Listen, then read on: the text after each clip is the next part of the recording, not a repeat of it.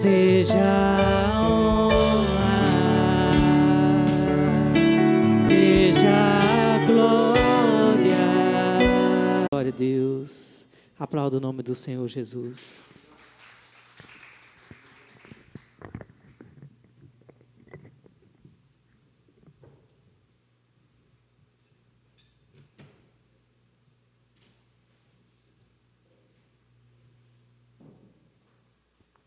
Aleluia. Eu pensei que a gente estava começando a louvar, já terminou, foi? Foi rápido demais. Muitas vezes nós pensamos que orar não produz efeito algum, que louvar muda muita coisa. Mas eu vou dizer uma coisa: enquanto você ora, enquanto você se coloca na presença do Senhor, enquanto você louva ao Senhor, você está, eu costumo dizer, como alguém que se expõe ao sol. Já viu o que acontece com sua pele quando você se expõe ao sol? A sua pele esquenta, não é isso? Enquanto você está ali exposto ao sol, você estiver na sombra, nada acontece. Mas se você se expõe ao sol, o sol te aquece. Você percebe o sol.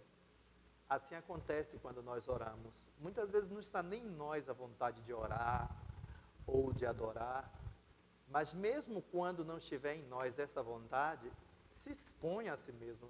Como se diz, fosse a natureza, né? Nós passamos por essa enfermidade e eu perdi totalmente o apetite, né? Não queria comer nada, né? Não tinha apetite, não sentia sabor de nada. Então, às vezes, espiritualmente, a gente está assim, não tem apetite para buscar a Deus, não tem apetite para ler a palavra. Isso acontece com todo mundo, depois que a gente caiu, né? É Deus que vai em busca da gente, né? Mas mesmo quando a gente estiver assim, comece orando. Senhor, eu não sei orar, a Tua palavra nos diz que nós não sabemos orar. Senhor, os Teus discípulos que andavam contigo pediram aula sobre oração. Ensina-nos a orar, né? Então vai ali, eu acho que esse ar-condicionado eu vou ter que desligar, que ele está entrando um barulho aqui quando ele desce. Então, enquanto a gente ora, o nosso Deus é como esse sol da justiça que nos aquece a alma. E a depender do tempo que você fique ali, daqui a pouco você já está totalmente, inteira, porque se a gente não compreender isso e não desenvolver isso, a vida cristã vai ser mera religiosidade. Você não vai viver a vida cristã de fato. Você quer ver Deus começar a falar com você? Gaste tempo em oração. Gaste tempo ali adorando a Ele, gaste tempo com a palavra dEle, gaste tempo diante dEle. E daí você vai ver a voz de Deus falar com você. É impressionante. Meus amados irmãos, no domingo passado nós falamos que Deus só pode abençoar uma pessoa a partir do momento que aquela pessoa entra em uma aliança com Ele, Deus entra em aliança com essa pessoa. É por isso que o Antigo Testamento é chamado de Antiga Aliança e o Novo Testamento, Nova Aliança. E nós vemos como em Gênesis, no capítulo 22, depois da obediência de Abraão, Deus faz uma aliança com Abraão. E Deus diz a Abraão que, por causa da obediência dele, todas as famílias da terra, todas as comunidades, todos os povos seriam abençoados por causa dessa aliança que ele faria com a descendência de Abraão, que é justamente o Cristo, que é uma aliança que está aberta não só para os que já entraram nela, para serem abençoados, como também a tantos quantos haverão de vir para o Evangelho e aceitar o sangue da nova aliança, que é o sangue de Jesus Cristo. Hoje, nós vamos ver no Salmo 57, Salmo 57, uma das coisas que Deus faz ao entrar em uma aliança com uma pessoa, como essa passagem de Gênesis 22 que eu citei, uma das coisas que Deus faz com aqueles que com Ele entraram em uma aliança é fazer promessa. Deus logo vem fazendo promessas. E às vezes nós pensamos que porque nós temos promessas de Deus, então agora vai ser as mil maravilhas, né? Porque imagine, Deus, grandiosíssimo, poderosíssimo, fez promessas para mim. Quando você toma consciência disso, quando você toma posse disso, pode ser que um pensamento errado ou estranho venha ou lhe ocorra, porque o conduziu a pagar um preço. E hoje nós vamos ver aqui um outro homem que recebeu grandiosíssimas promessas de Deus, o rei Davi. Faz ideia de quantas coisas estão por trás da vida de um homem desse que Deus não descobre de uma vez para a gente. É preciso estar ali buscando, lendo, pedindo, para Deus ir abrindo aos que Ele está fazendo em nossas vidas. Jesus falou sobre Abraão, isso não está escrito na Bíblia, e no Novo Testamento que nós vamos ver, que Abraão viu o dia do Senhor. Olha que interessante, Abraão nunca falou sobre isso. Você lê toda a vida, toda a história de Abraão, você nunca vai ver. Abraão sabia que ele tinha visto o dia dele e anuncia. Então existe o Espírito de Deus descobrindo por vir. Começou que Davi, desde garoto, matou o gigante que todos os grandes guerreiros de Israel tinham medo de enfrentar. Então Davi foi um homem ungido por Deus para um propósito. E essa unção de Deus que estava... Irmãos, eu vou repetir esse negócio aqui, que a gente precisa aprender esse negócio. Não pense que as coisas de Deus acontecem por um acaso. Não é. Se você tem desejo em seu coração de que Deus faça uma obra em sua vida, peça a Ele que Ele te unja para esse propósito. Que Ele esteja com você nesse propósito. E você vai ver que tudo vai se desencadear para que aquilo aconteça. Porque é Ele que capacita a gente. E Davi foi ungido. Tanto é que no Salmo 51 ele diz: olha, não retire de mim o teu Espírito. Porque quem é que unge? O Espírito. Imagine se o Espírito de Deus sai da vida de Davi, ele estava perdido. Você acha que foi à toa que Davi entrou em tantas batalhas e nunca caiu sequer um fio do seu cabelo? Acho que é fácil entrar em batalha.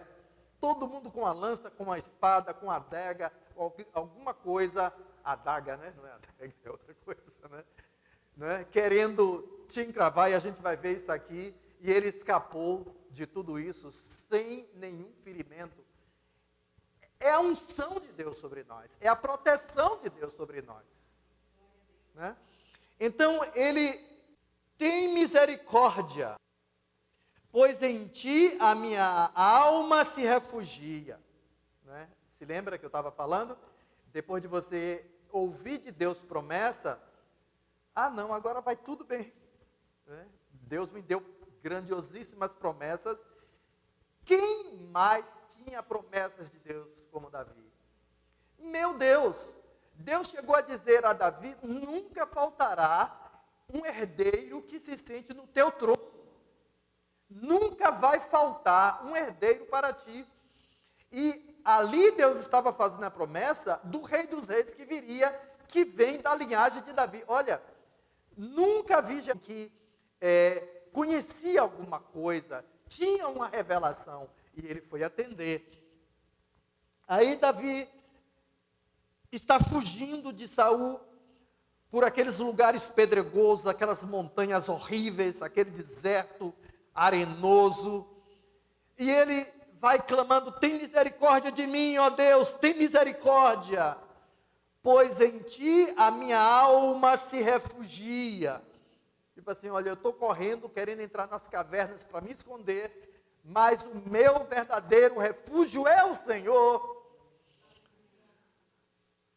À sombra das tuas asas me abrigo, até que passem as calamidades.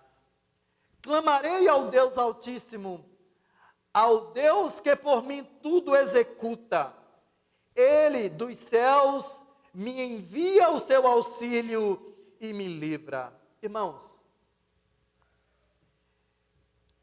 o que é ou qual é a nossa reação quando, né, e eu quero dizer bênçãos espirituais e materiais? Eu não nego isso, nem a Bíblia nega isso. Tá? Então, o que é? Qual é a saída? Qual é a posição que você toma quando as coisas ficam difíceis para você? Você compreende?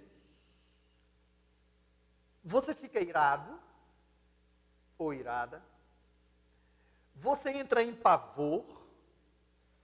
Qual é a sua reação? Você fica indignado ou indignada?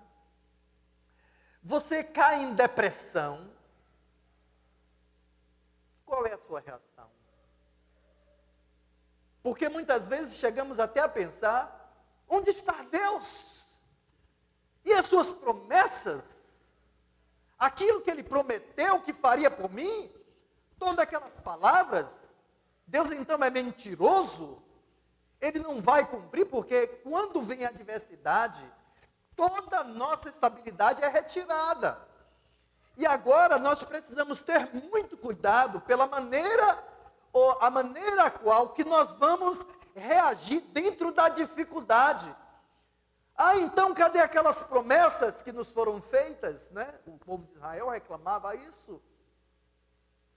Hoje eu estava lendo Êxodo, no capítulo 14, e nós vemos como o povo de Israel, diante da dificuldade, que tem tudo a ver com esse salmo que nós estamos lendo.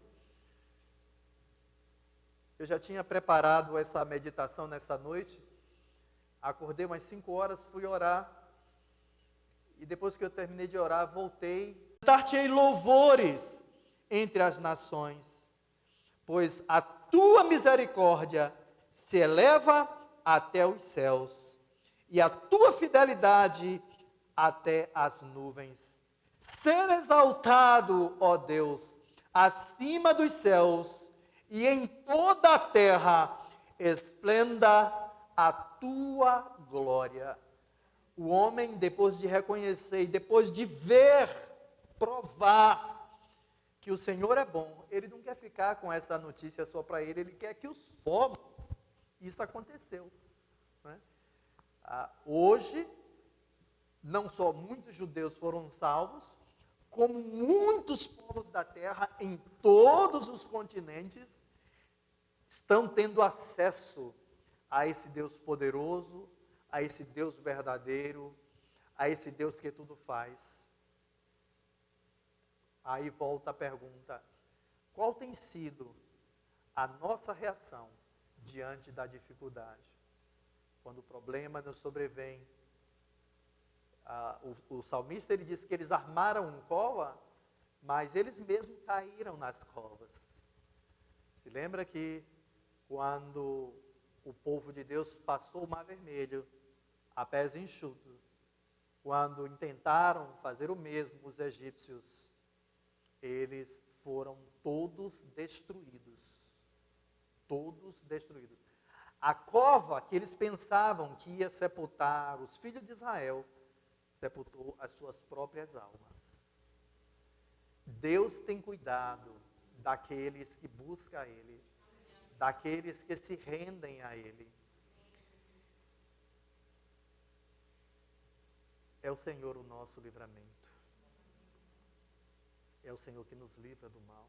Não se assuste com a dificuldade. Não se assuste com a enfermidade, com a doença. Não se assuste. Não se assuste.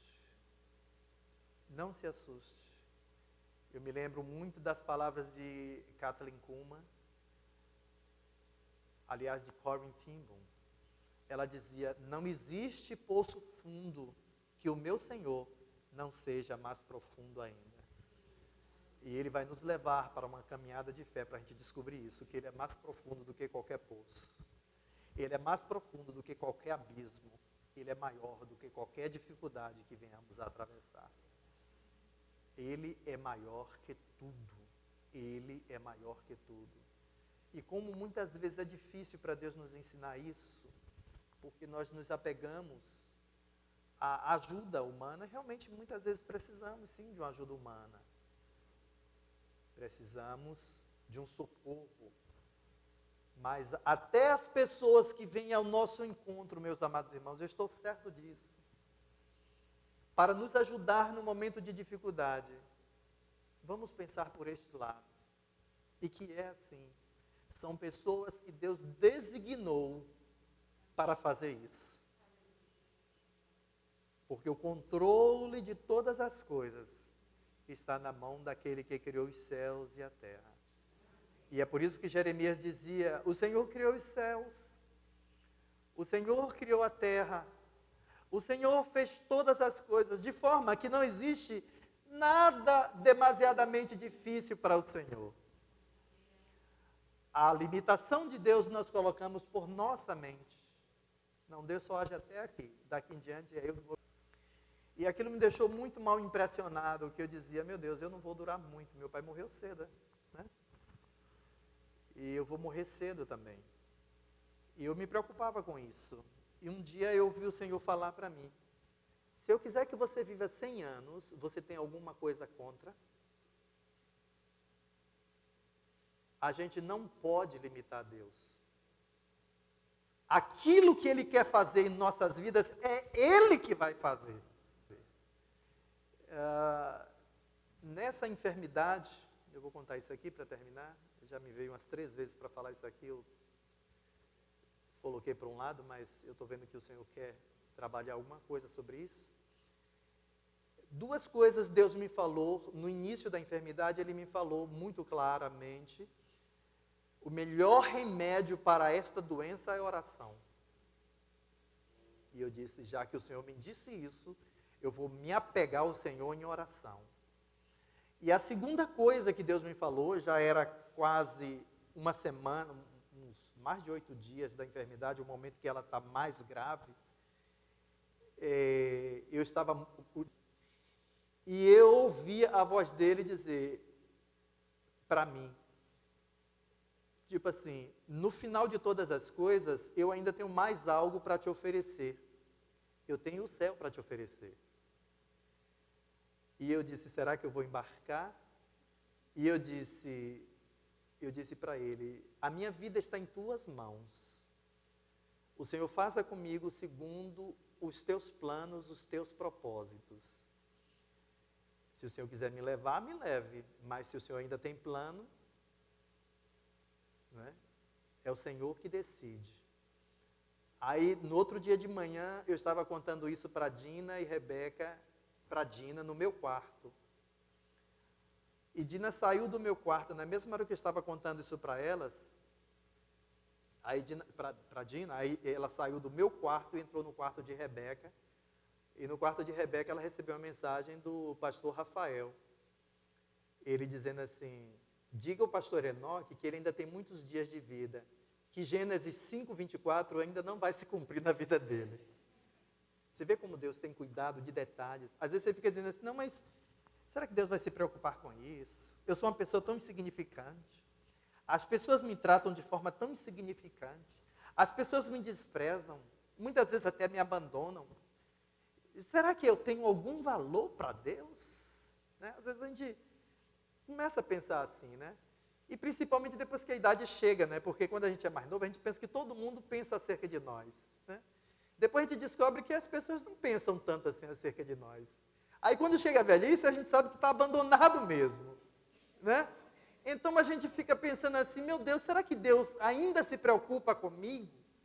Será que Deus se preocuparia comigo?